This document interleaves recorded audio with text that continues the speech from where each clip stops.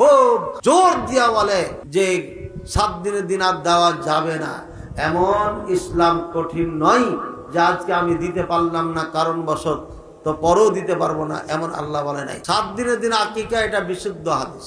এখন পরে দেওয়া যাবে কিনা, দুর্বল হাদিস বাদই দিলাম। দুটা দুর্বল হাদিস আছে, এক 14 দিনের দিন, 7 দিনে পারলেন না 14 দিন। আর একটা দুর্বল হাদিস আছে 20 নাকি 21 দিনের দিন, কোনোটাই পারলেন না, এটাও পারলেন। তাহলে কি করবেন? ওলামায়ে কেরাম বলছেন জীবনে যখন পারবে দিয়ে দিন। তাহলে দলিল কি?